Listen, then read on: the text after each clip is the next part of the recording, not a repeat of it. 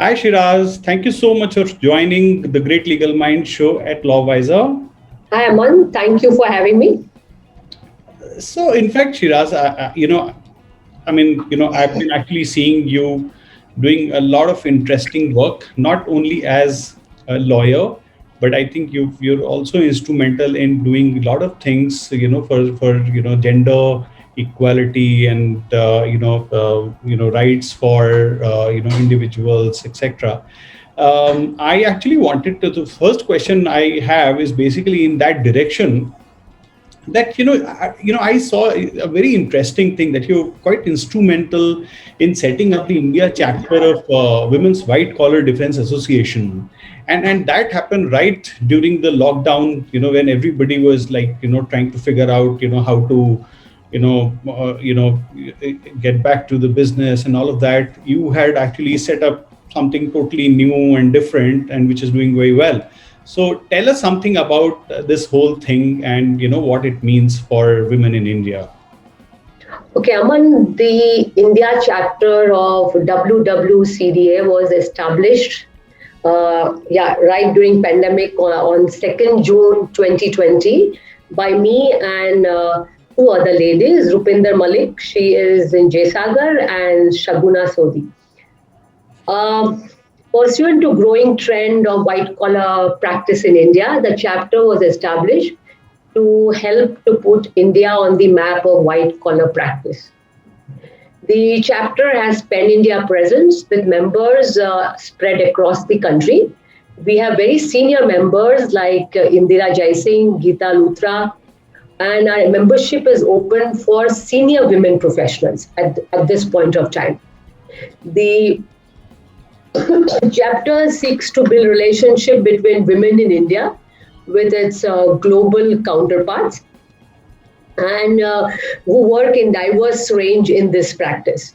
We periodically meet and we also host networking events, and we are committed to working with women practitioners in this area and enhancing the business development opportunities also for them.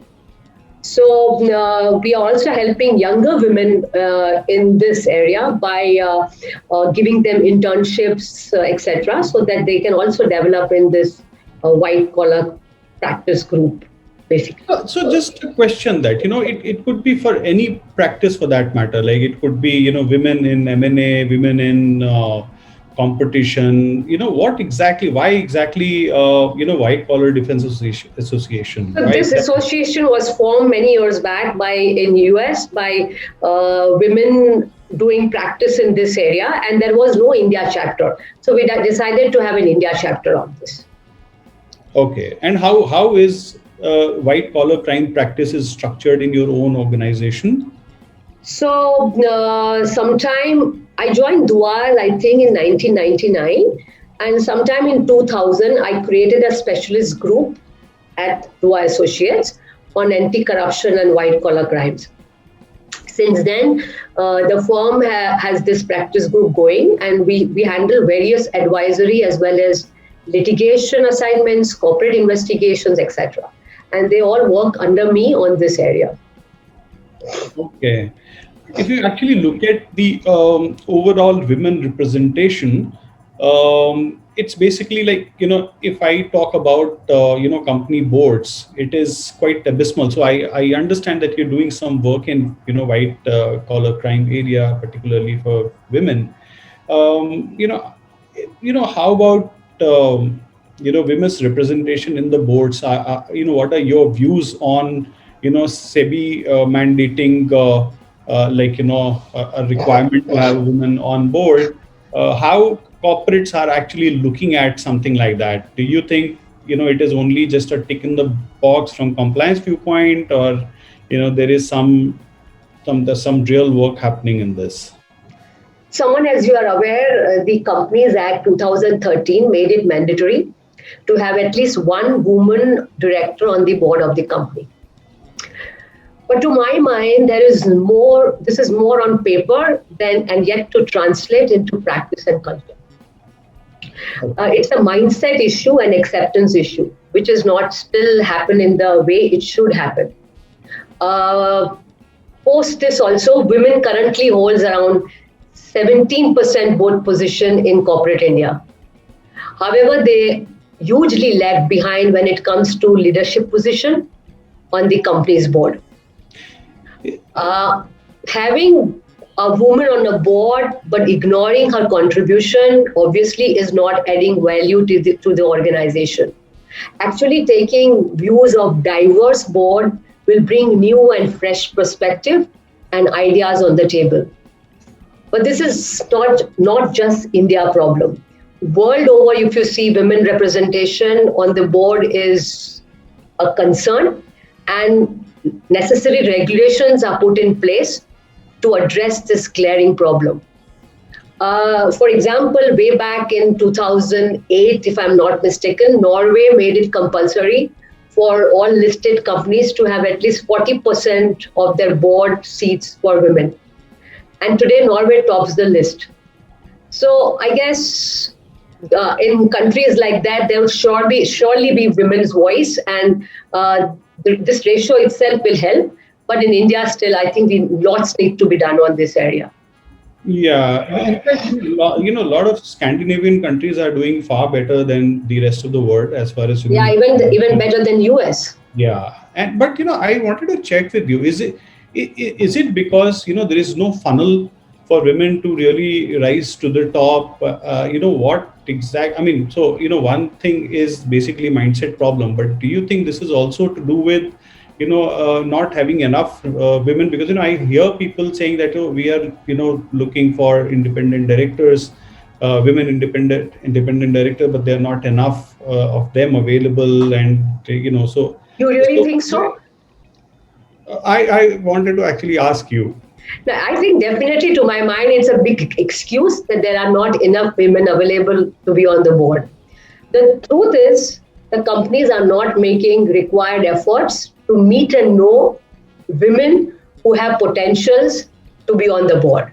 See, if you observe the same few ladies who are already on board of one company or other company keeps on getting offers, and there are many more women who are equally qualified but are completely ignored. So actually, the companies find comfort in appointing someone who has some board experience. So it's definitely not availability issue. It's more the mindset issue. Something needs to be done by the companies themselves. They should be more open to look out for more women who have potential.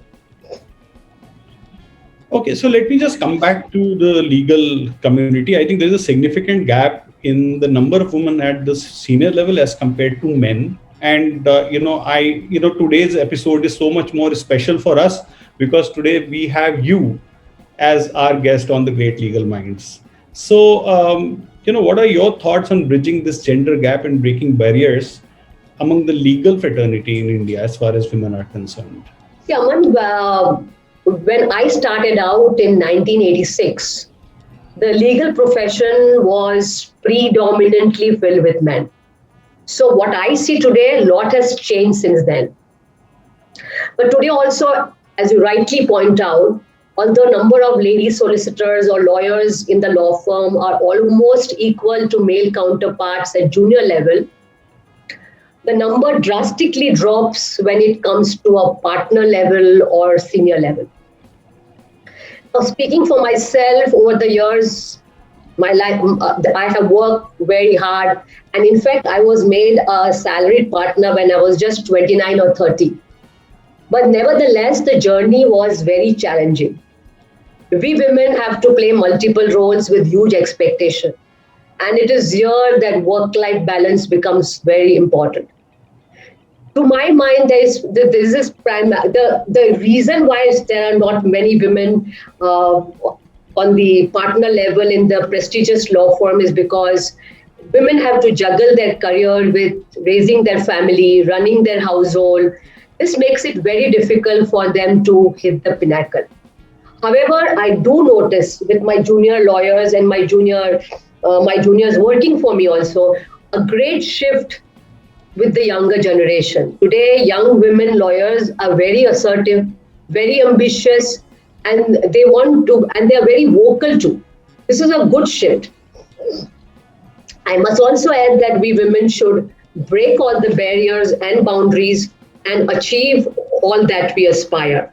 Now, this, Aman, is on the law firm side. If you see on the senior advocate side, there are very few female women senior advocates. So there also we need to see some good positive change. If you see the judiciary side, the judges, today we have a single judge, lady judge in the Supreme Court of India. We have only 11% representation on the in the High Court. So I think overall this needs to be seen. I mean, improving representation of a women in judiciary would go a long way towards more balanced approach. So yes, I agree that on the when we start going on the partner side, on the senior advocate side or judges side, we see very few women. Yeah, that is true. And hopefully that is going to change in the near future. I think there would be definitely a change with the kind of new generation lawyers, lady lawyers I'm seeing in the law firms. Good. That let's hope for the best. Now, coming to your lawyering practice, you built a fairly strong international trade practice. Now, tell me in the new world order, how it is going to pan out with respect to India. I mean, the way things are shaping up around us. I think it will be very interesting, for you to throw some light on that subject. So I also head the International Trade and Custom Practice Group of the firm. This practice also was started by me around 2000 in the firm. So over the years, we have represented various Fortune 500 companies like and Union of India, MOFCOM, Royal Thai Government, and I've also worked on WTO negotiations on anti-dumping and anti-subsidy agreements. The International Trade Practice Group of Dua Associates worked continuously and tirelessly during the COVID period. In fact, I and my team were in office right from April 2020 till now and worked from office because the work is so much that it's just not possible to work from home. During this COVID period, we represented various Fortune 500 companies like Dow Chemicals, like Sadara Chemicals, like Kruger Group of companies from Canada, Kodak Group of companies, Royal Thai Government, many companies from Thailand and China, etc. What was challenging was the verification part. If you are aware, when the documents are filed with the Commerce Ministry by the exporter company, the Commerce Ministry or DGTR, whatever you say, these documents are verified at the exporter's site. That is, suppose if the exporter is in USA, then the normal situation, the officers along with the lawyers would go to US and verify each and every document. Now, this could not obviously happen because of the travel ban in the COVID period. So we had this unique virtual verification, which was extremely challenging and very difficult because we had to go to and fro to clients to understand every document, explain to the officers because of time difference, they couldn't join the conference calls or whatever. And the team worked very hard on this verification part for all the clients throughout the COVID period. That took a lot of time too. We developed all the innovative means and the virtual tools throughout the COVID pandemic period to ensure that our clients were represented in the best possible manner. This was, and the investigations increased so much during the COVID period because India became very protectionist and many investigations started at the same time. Not just the usual China and Thailand and all, but throughout Saudi Arabia, UAE, US, EU. So we were representing clients from everywhere. So it was very challenging the entire 1 year which we went through. But very satisfying for me and my team both. And I think, we all became really digitally savvy thanks to this pandemic that happened that taught us to kind of not travel, but do everything virtually. Especially our age group, my age group. We were like, no digital, only physical. And suddenly we are getting into very savvy on this digital side. Yeah. But I think law firms have, saved a lot of money, which they would otherwise spend on international travel, isn't it? Yes. But Aman, it's never the same. Yeah, absolutely. I It's mean, never the same. I wouldn't say that this could be replaced in future. correct. Physical has its own charm, and it's always better. I definitely agree. I definitely agree. I think you cannot just replace that. In fact, I very recently written an article around the same subject saying that, you cannot replace that, physical contacts and connections with digital means. And let's hope this pandemic dies down soon and we are meeting each Yeah, other. this is a good system one can adopt when it's required, necessary, but it's not the same. Yeah, but it could probably be like a hybrid kind of a Yeah, system. yeah, yeah, and eventually, Aman, I think it would be a hybrid system. Yeah, yeah. I mean, this is a new thing which will come up post COVID. Now, picking up from the previous question where you've talked about, litigating women and, how few, of them are really, at the top. My question is that, as a leading dispute resolution lawyer, tell me something about your own journey as a, dispute resolution lawyer, and you've done so well, and which is actually very difficult for, women who are in this, litigation profession. So, Aman, over the years, I have represented clients in very complex litigation matters before various high courts and the Supreme Court of India.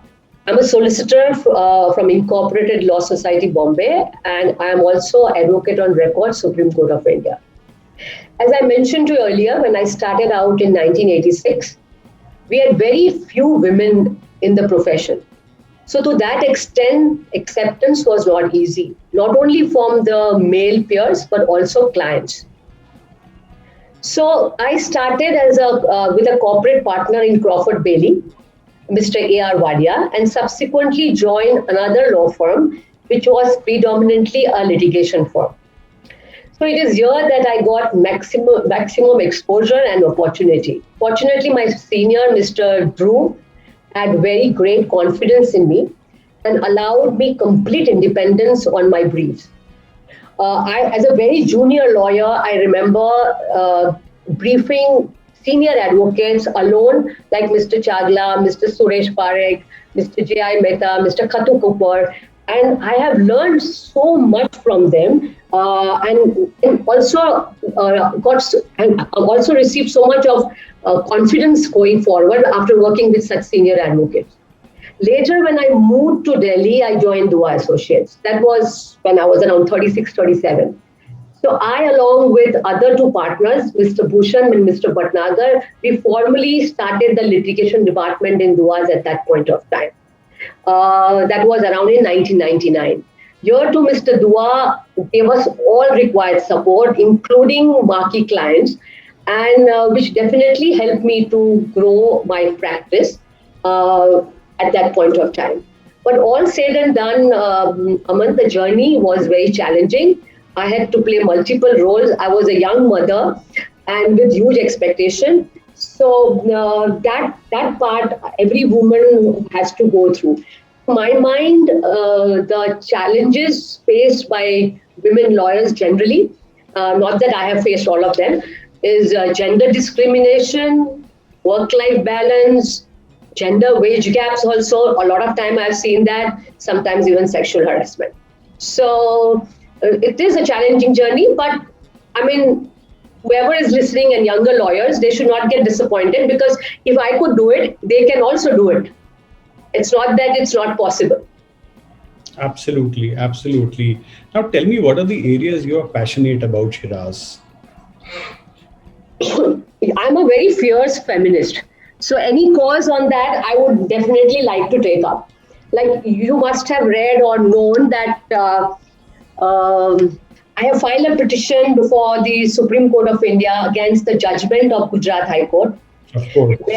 wherein the High Court has held that a woman born as a Parsi Zoroastrian, that is Parsi by race and Zoroastrian by religion, and initiated into a Zoroastrian religion by Navjot ceremony, loses her Zoroastrian religion merely by virtue of her marriage to a non-Zoroastrian Hindu male or a Muslim male or whatever.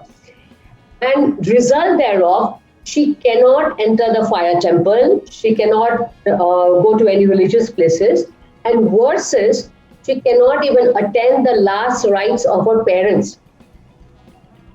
Now, in fact, the Honorable Court went to an extent to say that upon marriage, a woman is deemed and presumed to have acquired the religious status of her husband. Now, this view was taken notwithstanding the fact that the petitioner in the matter have not renounced her religion and have married under the Special Marriage Act. Now, this matter relates to the constitutional protection accorded to all individuals under Article 14, 21, 25, and 26 of the Constitution of India. This matter is now pending before the Supreme Court of India, but luckily we have got a very good interim order wherein the petitioner, who is my sister, and me also, who is married outside the community, we are entitled to attend the last rites of our parents as and when any such event happens. So to that extent, we are protected, but the matter is pending. Where do your parents live, Shiraz? I live in Jorbagh, Your Delhi. parents, your parents My parents are in Gujarat. in Gujarat, indeed. Yeah. Because I think there are a lot of So Anjumans this in is, your yeah, community. sorry. I think they are rallying behind you, if I'm not wrong. Yeah, because every Anjuman has different internal rules. Like if you see Delhi allows Parsi women married to a non-Parsi to attend the fire temple, and they are very open about it. And there are many other cities also. But in Valsad, in Gujarat, they have this different rule. So different Anjumans follow different rule. There's not even a custom as such. Forget it's not even, you can't even call it as a practice. I see.